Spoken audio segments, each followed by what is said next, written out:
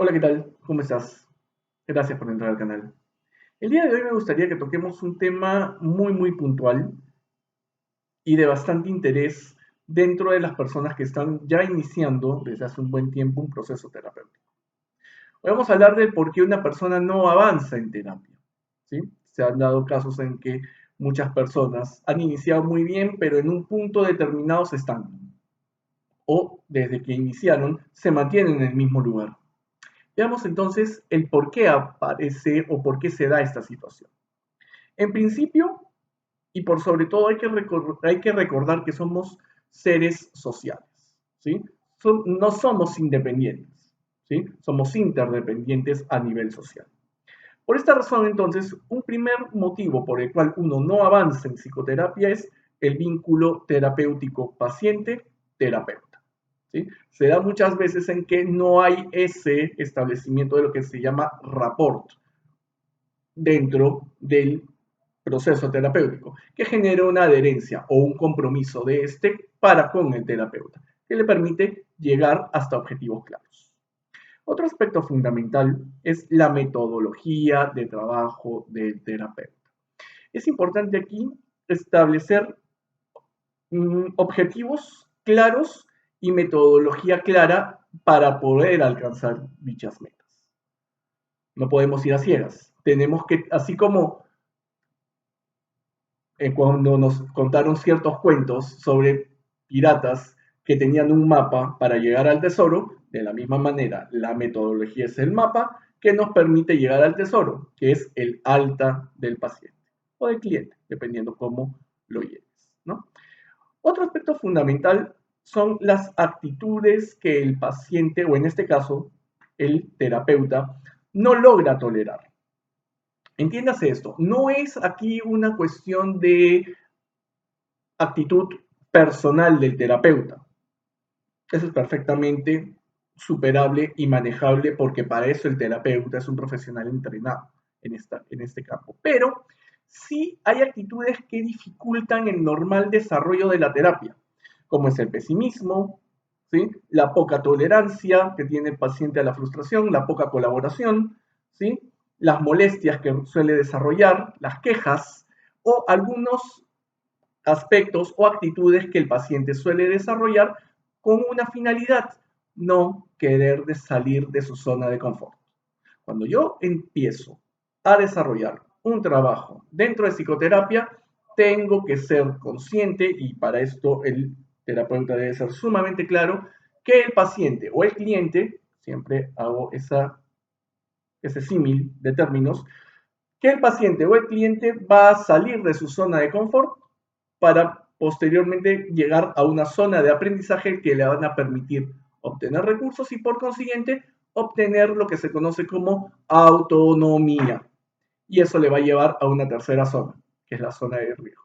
Esa zona de riesgo por lo general siempre le conduce o lo conduce hacia un crecimiento específico, que es el alcance, como hemos dicho, de la meta. Otro aspecto fundamental es la falta de preparación del terapeuta. Hay que decirlo, ¿sí? Sea que el paciente no sabe de pronto del manejo o la importancia del análisis funcional, no sabe trabajar mucho el tema de la desensibilización sistemática, no está entrenado en relajación, no está entrenado en técnicas operantes para poder aumentar, mantener y disminuir conductas, actitudes, emociones o respuestas que el organismo suele dar ante determinados estímulos. Entiendas estímulos lo que hay en el ambiente.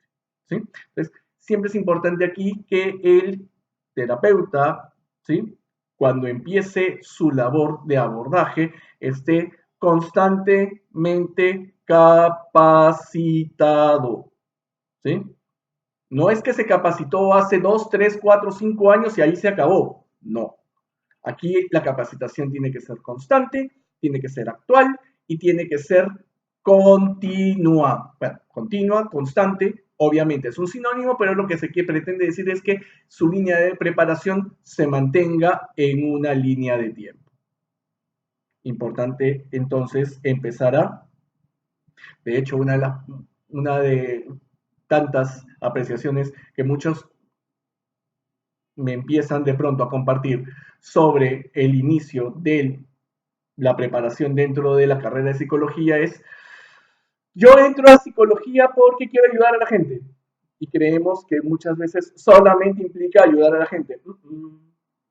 En psicología hay que leer, en psicología hay que investigar, en psicología hay que hacer mucho trabajo de cuantificación estadística. Entonces, en ese punto es muy importante la preparación que el terapeuta tenga para poder hacer un correcto y un adecuado abordaje de sus casos.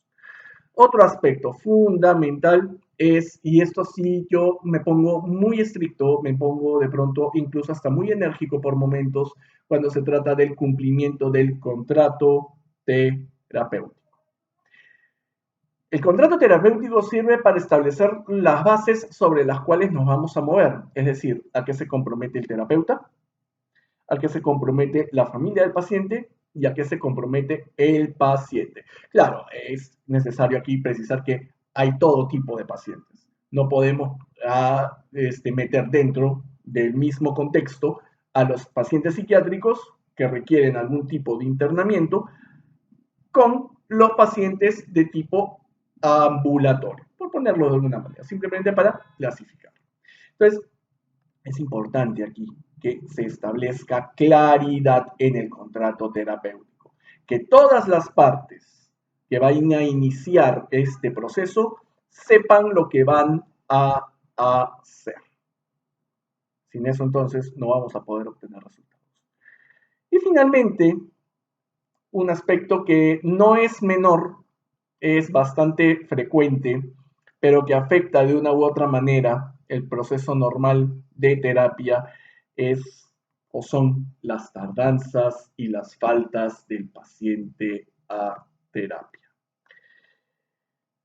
Nos educaron en el contexto de la puntualidad, ¿no es cierto? El respeto, la superación del carácter, entre otras cosas, ¿no es cierto? Esto se mantiene en todos los aspectos del desarrollo humano, ¿no es cierto? Pues bien, te tengo noticias. También se da en terapia. Si yo no llego temprano a la hora que el terapeuta me ha citado, ocurre algo. Claro, el terapeuta obviamente entiendes, tiene capacidad de empatía, tiene establecimiento de, vamos a llamarlo, técnicas para poder abordar dicha eventualidad o dicha contingencia, por ponerlo un término un poquito más técnico, pero no es lo mismo de pronto un hecho aislado que un patrón de conducta o un hecho que se repite. Si nosotros estamos siguiendo una, entiéndase, un proceso de coaching, que ahora que está tan de moda, si estoy siguiendo de pronto una dirección espiritual, que es tan común dentro de los estamentos religiosos, o si estoy siguiendo una terapia, pues tengo que llegar temprano. ¿Cómo voy a poder avanzar si es que yo no soy puntual?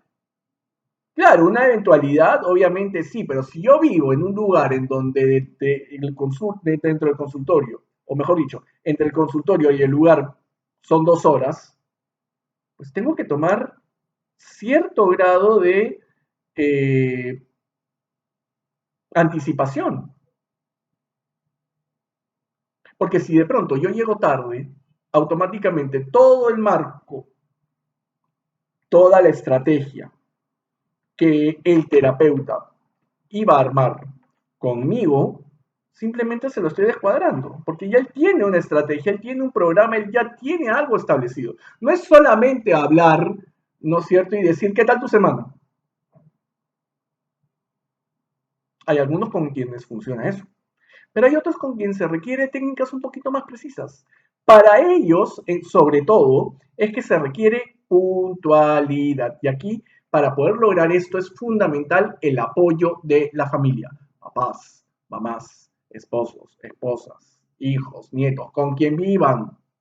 Es fundamental que ayuden al ser que aman, al ser que quieren y con el cual conviven a desarrollar un adecuado proceso terapéutico, porque eso va a conllevar a una sana convivencia a nivel afectiva y por consiguiente el establecimiento de tu calidad de vida?